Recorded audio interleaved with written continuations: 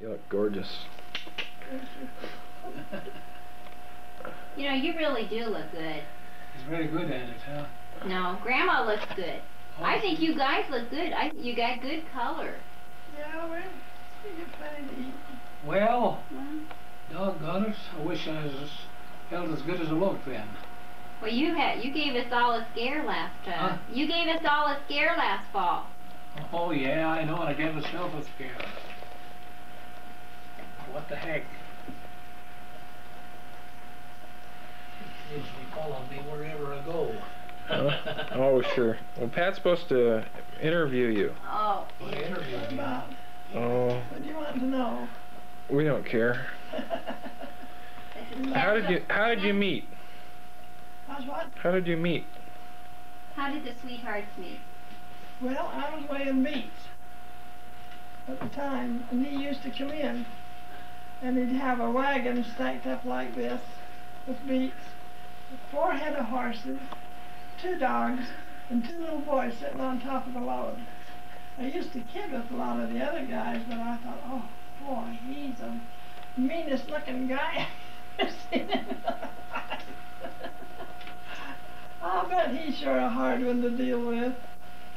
And he asked me to go to a dance one night, and I went to the dance. And Turn the trigger. Turn the trigger, huh?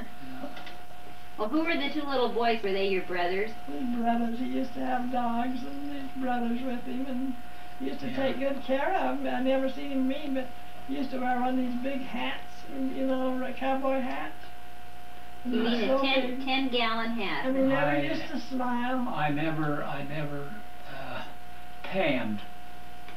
I never tanned. I blistered and my face got pimply and got all rashy and all of that. So the only way I can prevent it was wear a hat.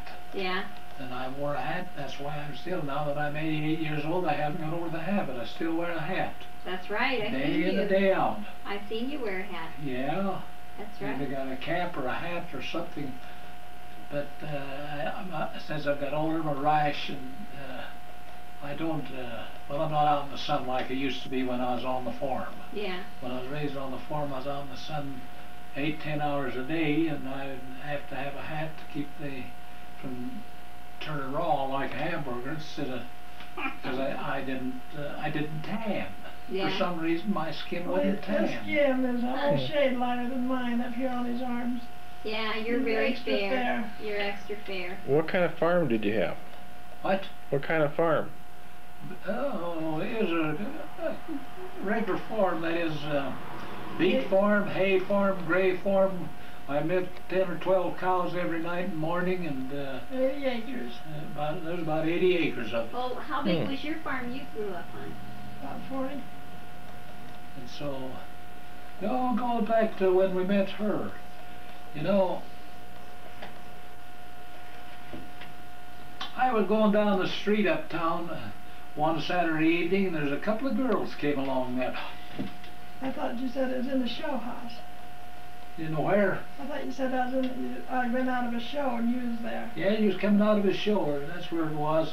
And I know that one girl. You've seen her before. I knew her as soon as I saw her, but I didn't know her name. I didn't know where she lived. I didn't know where she came from or anything. But I knew her from somewhere. I knew her from somewhere. The next time I met her, I drove up to the weigh scales with a load of sugar beets, and there she was, weighing the weigh beets. Oh. And I was too doggone bashful, backward, to say anything to her, except, good morning. I don't even really even said that to her. You never said anything. And she got to thinking I was a kind of a scallywag. And He was the first one in the morning. We'd have to get there to get Earl Hansen. If he wasn't there right on the dot, why, he'd come and gone. And it was the last one. You'd see him coming up the road. I'd have to get 4 loads of beets in every day. We could have quit a half an hour earlier if we hadn't had to wait for him. Instead of that, we'd have to wait till we checked him out and then check our books out. So you were quite taken with Grandma the first time you saw her because you felt like she was a kindred spirit, like you just knew her. I could feel within myself Yeah.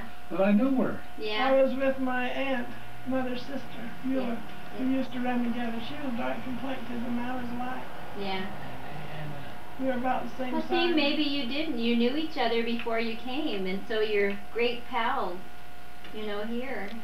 And you have a whole eternity forever to be with each other. That's kind of nice. Ben says to me, he says, Mother, how can I stand being with somebody for an eternity? You know, because he's worried about all this married stuff, like because he has never really loved anyone yet. And I said, you know, when you fall in love, an eternity won't be long enough. No. No, and he doesn't understand that yet, but he will. You take as far as I'm concerned. I'd want her through the attorneys. You bet, and not only that, this little home here is good enough for me for the eternities. Well, you might have it. This will be celestial lights, your celestial home. I'm not anxious for wealth or riches or anything like that. Just a good wife and a fair living without having. Well, I have to struggle for it. That's what makes for a person. You have to struggle. It isn't the easy things that make you grow. It's your tough problems that you have to solve.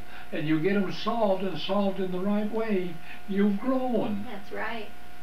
Grown, That's right. Got bigger and better. That's your character. I don't care who it is. It's a problem is a blessing. That's right. A problem is a blessing. And so we've got to keep on solving problems as long as we're here.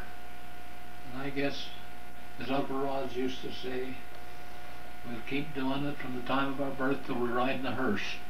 There's nothing on earth that he said, there's nothing on earth that couldn't be worse from the time you're born till you ride in the hearse.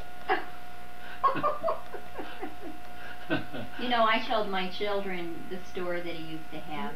You know, I get a nostalgia attack as soon as I come down in the valley, and there's Uncle Roger's store, and there's where Aunt Ruth and Uncle Dale used to live, and there's da-da-da-da-da. My kids go home, and there's Grandpa's old farmhouse, and there's Wellsville for where Grandma was from, and on and on and on. Have you ever heard the story of the Meals on Wheels? No, but I used to deliver Meals on Wheels. Well, now, you haven't. I don't think you've ever heard the story like this. Yeah. 3 little mice finally passed away, you know, and they went up to St. Peter. They had a talk with St. Peter, and finally he let them in. A few days afterwards, they came back. What's the matter? He said, it's kind of rather slow around here. What can't they? He said, I don't think we can do things here to liven it up a little. He says, well, there's some roller skates. You can put those roller skates on. And away they went on the roller skates. A few days later, an old cat came. He died and came up to St. Peter. He talked about it. And finally, St. Peter let him in. And a few days afterwards, the cat came back to St. Peter. He said, well, how is it? He said, oh, he says, it's kind of fine. It's kind of good, especially those Meals on Wheels. Oh, no. I thought that was kind of a cute little off story. And so everybody I was told got a kind of a kick out of that one. I did when I first heard it. But anyway. Well, I've got to go and put the car on, so I'll get in. What do you want? Can I do that for you? Let me help you out I'll here. have to see if I got a pan big enough. You want this chair here? No. It goes here. I'll take So, the table. so why don't you tell your great grandchildren that aren't alive that all What? A trailer for Yeah, her, you know, cereal. my oldest great-grandson is falling right in line. He's returned home from a mission. You know that? He's filled a mission. Every boy in this family, and I can say that, and I don't like to say it boastfully, but I'll say it proudly. Every boy that's become of missionary age in this family has went on a mission so far. Even Dad and Mother, we went on a mission. I went quite a little older because the situation was when I was a growing boy we didn't go, but my sons, all 3 of them went, and one of my daughters went on a mission. And However, I think Lorraine hadn't gone on a farming mission, but I think she's been a good missionary, if not better than most of the others. She's done so much out there in the Northwest where she's lived for so long to help people do missionary work that it's, I think she's done a great job. And that's the thing that I'd like, is to see my great-grandchildren, my grandchildren, follow the principles and policies of the church, the LDS church, because it's the plan of life and salvation. And if they live it and live it properly, why their salvation is assured. And I hope, and my only hope is, that they will live to get that great blessing, because it don't come as easy as some people think. It's a blessing that must be earned. It isn't. The Lord tells us if we do this, certain things will result from it. If you do it the other way, other things will result from it. So He doesn't. The Lord never tells us, never tells us we have to do a thing. He tells us the thing to do, and we'll get a blessing if we do. He tells us if we don't do it, we won't get the blessing. And it's left up to me to make the choice. I make the right choice, then I'm assured of a blessing. That's the way I feel about it, and that's what I'd like my great-grandchildren, my grandchildren to do. Learn how to appreciate the things that they do, and do them for a good reason, and learn how to live the principles of the gospel. I don't know. You can pull it out, will that be enough? There's five of us. Is Joe gonna eat with us? No, he didn't say. He said he's gonna go and watch Daniel play ball. Okay, so there's 7. So 1, 2, 3. Yeah, we can eat on this. Just eat. Okay, you were saying that your mother died when you're... My mother died when I was 8 years old. With my dad, with 6 of us. The youngest one was 2 hours old. Mother passed away from a hemorrhage at childbirth. And then I don't know, it must have been 3 years, something like that. And my father married again. Let's see, that would be in what year? Let's see. Well, let's see. 88, so 80 years ago. 08. Yeah. No, it'd be 10. 010 when Mother died. Yeah. November the 10th, 1910, when she passed away. And now, where was she? Where were you? Where was the family? We were living out in College Ward. She was at home.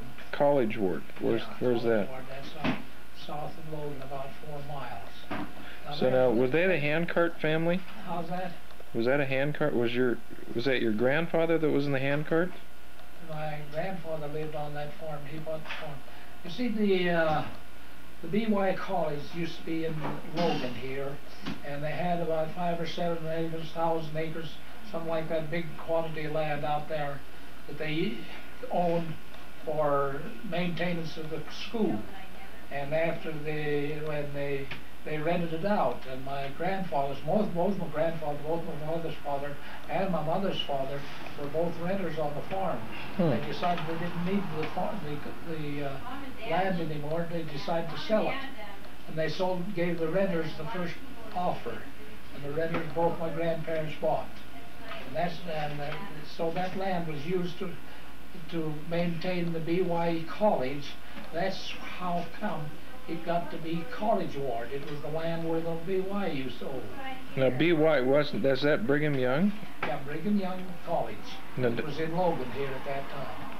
And finally, the church moved all their educational activities from Logan to Provo and made that one a university down there. I see. So that's some of the background of the education here in this area. So you're... And when Grandpa Hansen bought the land, and then my father got married, it so happened that he was the child that bought the farm. In fact, he bought 10 acres off of Grandpa Olson first, and he had that 10 acres, and then he bought 40 or 50, 60 acres off of Grandpa Hansen. He had a farm of about 80 acres, and that's what I was raised on. Okay. A meat farmer, grain farm, and hay for the milk cows that my father operated. It was a nice operation. And so that's where I lived, 4 miles, about 4 miles in the state, the federal highway, about 4 miles south of Logan. Out on the highway is where the farm was. And so you went to Logan High School? No, I did not go to a high school. My education is the 8th grade. Mm-hmm. That's my education. I did go 1 semester up here to the University of Utah State. At that time it was the university, the AC College. Now it's the AC University. And I did go, I went one, otherwise than that I was just an 8th grader. I called her last night. As far as that I called goes. Dad. Now another thing is probably that it'd be hard for some of the people to comprehend at this day. I worked on the farm with my dad, so I didn't work out, didn't hire out. When Saturday night would come, why, Dad would give me 10 cents, big dime, and I would go walk all the way 4 miles from where the farm is into Logan, take a nickel of it and go to a picture show. Imagine that, a picture show for a nickel, and have me a dish of ice cream, nice cream of ice cream on the other nickel, then walk home. That'd be my Saturday night celebration. A picture show today costs what, $2.50, $3 for a show ticket? $5. $5. $5.50 right now, or $6. Yeah, $5.50 or $6. So you see, the monetary way of life has completely changed to what it was when I was a boy. When I first hired out for work, I got 50 cents a day, but I got all the 50 cents. And when I got a little older, by the time I got married, the wages had come up to $1 a day. I got all of the $1 a day. There was no withholding tax, income tax, or anything else kind of tax taken out of it. You got every bit of it. I enjoyed those times. The fact of it is, though, the dollar at that time, even though I got $1 for 8 hours work, that dollar would buy what $10, $20, $30 would buy today. Mm-hmm. And so, as far as that goes, while it sounds funny, ridiculous maybe to some of you, the time, the economics of the time was pretty as balanced as they are today. People today, they get so much an hour for, I understand the common labor now is $4.85 an hour, and but the things that they can buy with that $4.85 is so much more expensive that their economy is just as bad or as worse off as it was when I got $1 a day. It seems as though that the economics of the world kind of balances with each other. I don't know. There's too many of us in the days of today has got caught in between those two, without work, with such an extreme amount of money to keep a living. Why, they have a lot of troubles. There's a lot of troubles. So what was it like during the Depression? How's that? What was it like during the Depression? What was it like during the Depression? It was no money. No money as far as I'm concerned. I didn't go to the grocery store, that's all. We had here on the lot where we had bought this place. Mm-hmm. And so we lived here then during the Depression. And we had a garden out here, and we had a good sized garden. And we lived out of the garden for everything we needed, except that I had followed some of the counsel of the church and had put away a couple of tons of wheat, so we had wheat to turn to the mill to get flour to make bread with. And my wife's had 2 uncles that was in the dairy business and the milk business, and they went along and they said to me, well, we'll supply the milk and you pay for us when you get back, when you get a job again. So we got by on living on so you were bread and milk and garden stuff. You were out of work during most of the Depression? I was out of work. I was out of work. But the Lord was with me. I'll tell you that. I'll tell you my experience. When I was out of work and I went up here, walked up to town to Center Main, and I was standing there, and one of the drivers on the bus there says, "What are you doing, Earl?" Well, and I said, "I'm hunting work." This particular driver happened to be a cousin of mine, And he told me, he said, well, you go down to Ogden and talk to a certain man. He gave me the man's name, and I went down and talked to him, because he says they'll put another man on when school starts up here at the college. And you may not get no work right now, but you'll be in line and ready to go to work when school starts. And this was long in about July, about what time it is now, or August. And so I decided that I would go do it, and I got the permission and got past the railroad's examinations and passed the tests that the drivers gave me. And here's the thing that happened when my 2 weeks driving practice was over. Why, the one driver says, well, Earl, says, you can come to work in the morning. I'm quitting. I'm going to California. I'm leaving this part of the country and going to California. So I fell right into one of the best paying jobs that there was during the Depression time here at this time. And I kind of worked out of this problem that we had of no money for such a long time, and got my debts all paid. That was driving? Huh? What were you driving? Driving a bus for the Utah-Idaho Central Railroad Company that used to be here in this area. They have gone defunct now and disorganized. There is no more railroad of that name no more. But they used to run a train from Ogden, electric train, from Ogden to Preston, up through all the towns here in the valley, like Wellsville, Hiram, Melville, Providence, North Logan, and on up through the north end of the valley to Preston. So you were a driver. You rode the engines. Well, I was driving an automobile, a bus here in Logan City, from the depot down here up to the college up on the hill, back and forth all day long. Oh, I see. And it was kind of a tedious job, but it paid pretty good for that time. It paid very good for that time in the country, and I say I'm very lucky and very fortunate falling into a job during that Depression. Other fellows went months and months and months, sometimes some of them a year or two before they got back onto work again. It was a rough time, and that's how I got through the Depression. Is when I was lucky enough to fall into a job that helped me overcome. Then I'll tell you something else. I've got one of the best wives there is in the world. She's a conservative woman. She's taught me how to be conservative. She's taught me a lot of things in learning how to handle finance much better than what I didn't know at first.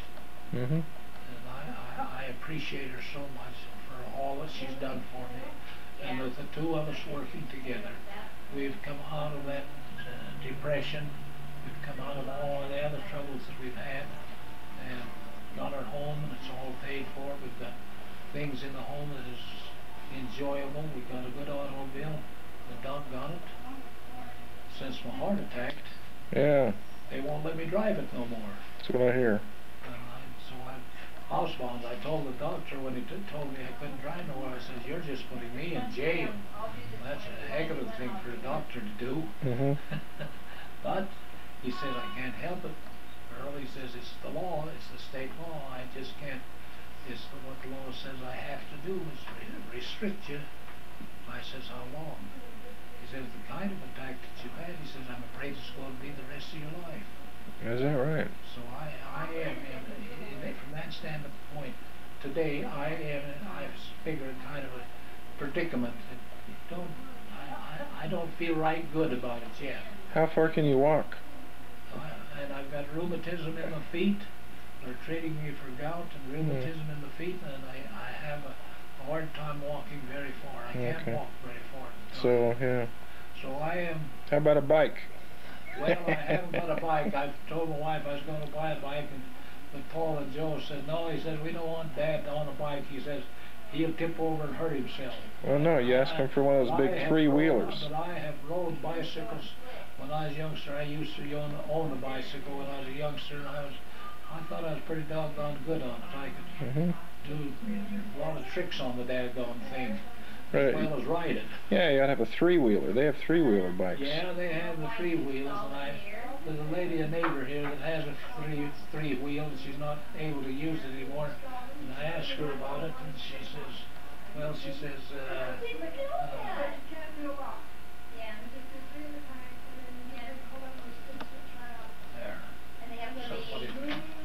button to turn that box on top of the television on. And it had to be off or it get hot.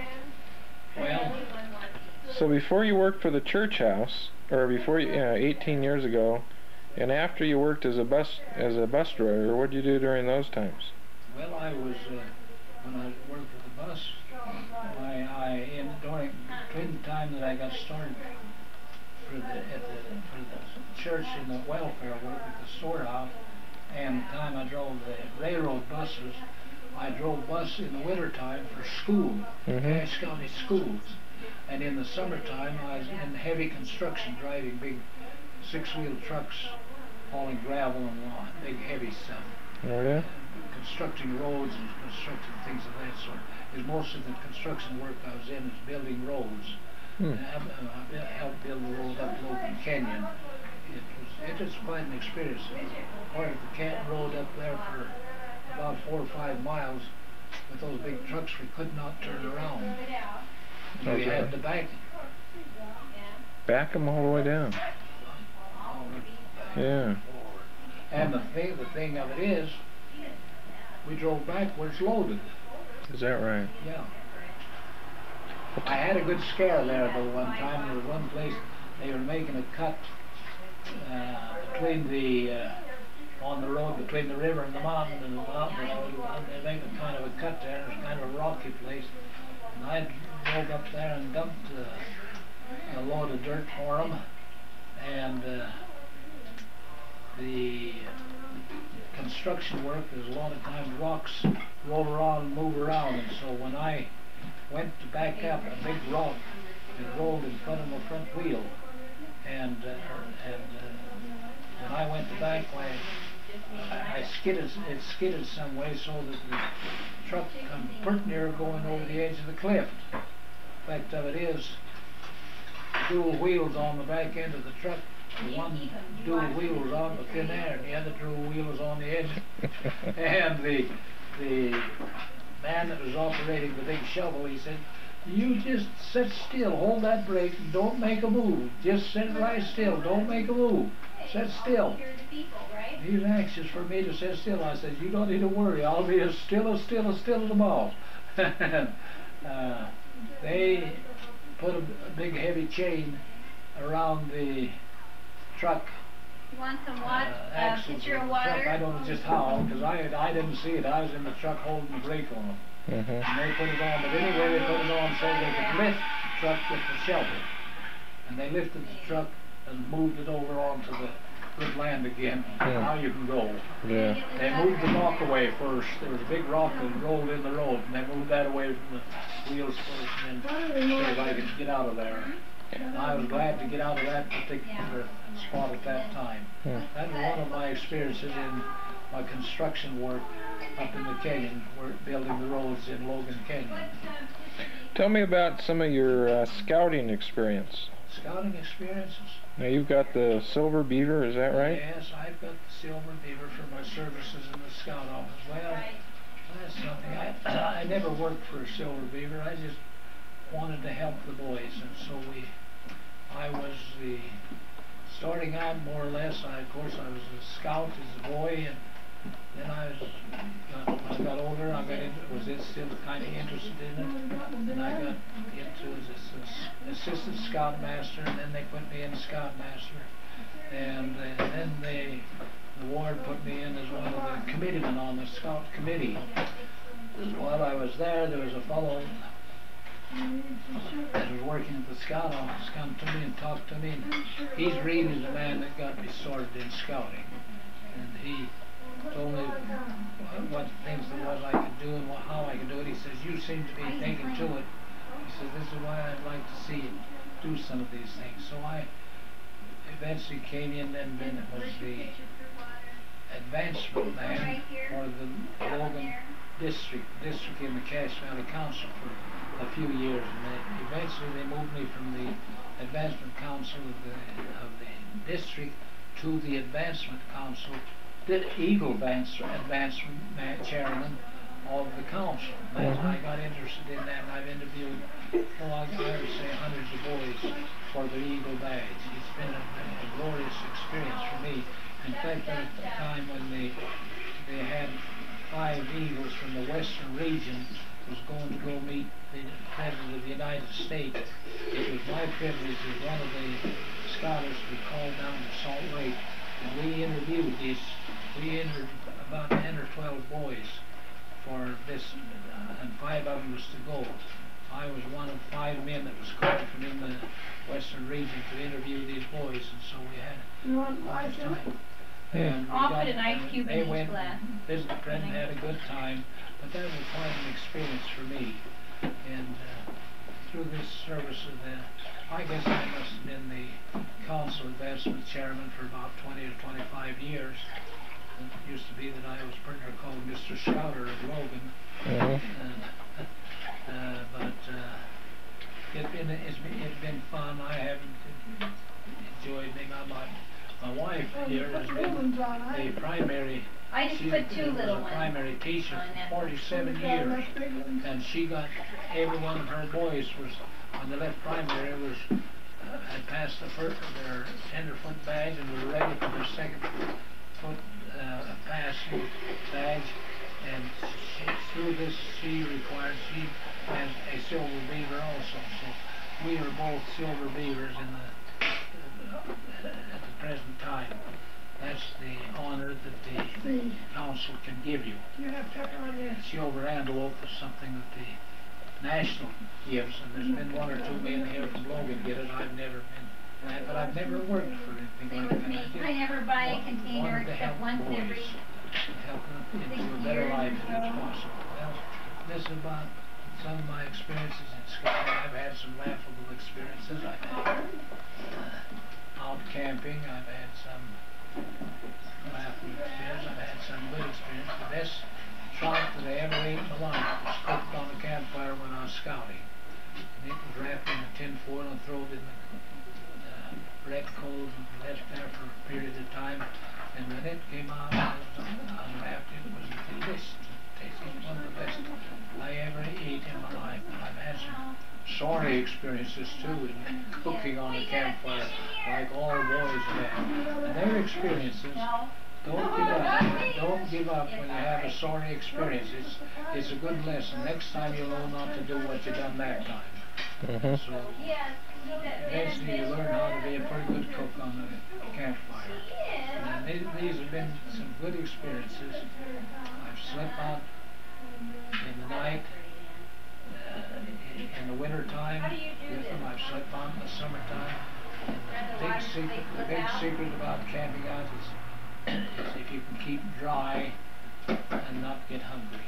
If you're dry and not get hungry, why you'll be able to take care of the cool so you won't get too cold and you won't get too warm. Yeah, we're here. Take the sucker out of your mouth until after dinner. What is this? Who's that? The Candy Girls? Look at that Tootsie Roll thing.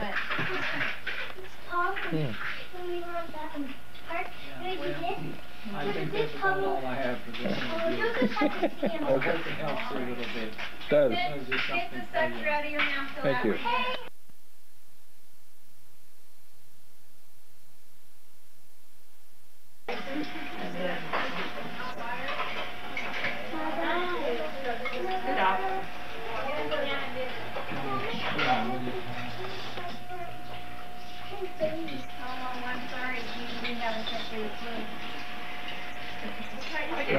I got it messed up, Bryce. Sorry, it's not connected. It's really pretty. Bryce! Bryce! Bryce! My regular, you know, my diamond night out and my first That's not 17. You want a green cracker? No, that I will be married. That's a whole 25 years. And then these are added on, and I wanted a circular. But that's my regular diamond. Yeah, see, it's not too dirty, because you know when they're dirty, then you kind of... It's a lot better as far as resolutions. Okay. Hey, Paul, you want to I don't know how to compare it. Huh? I don't know how to compare it. What they tell me is if you take pictures with that. Well, say something from my camera. Oh, come on, Mercy, come on. Hey, Aunt Mercy. Oh, no. Are you camera shy? Oh, come on. You got all dressed up. I know you got dressed up to come over here so you could pose. I borrowed this all day after I got out of the temple. You're not making you. No, come on. I have a little grandson with you. Oh. I don't know Okay. where he went. Well, Linda, we'll see you next year, and I expect to get you an assignment for this reunion. It's gonna be one day potluck. And I can't see you one on of these there. years, I'll be stopping in my cousin to my parents' house. Everybody it goes through, unless they beat you to it. Unless you get translated. Yeah. Hey, can we get translated there? You're much better now that you're out of that glare. Well, I'm gonna go What a over there. I'll be grin. back. What a grin. How are you? The thing is, I never know what to say on ones that have sound. Oh, well, what you do? Bryce. Hi, Bryce. Hi. Hope you're having a nice vacation. I do too. Did Linda? Yes. You don't feel good today. Bye-bye. See you later. Bye, Mom. Thank you. Says he didn't get any sleep last night. You didn't get any sleep? That's Grandpa. No. I don't know. Everybody's leaving. Where's everybody going? We're going over to see a quilt. You want to go? Yeah, I suppose I ought to go. Are they leaving? Laura. Oh well, I'm too late. You could walk. He wants to go. Too late. That's okay. If you want to walk. Yeah, it's just around the corner, We isn't just it? live a block over there. And just about a half a block deal. It's about 2 blocks away.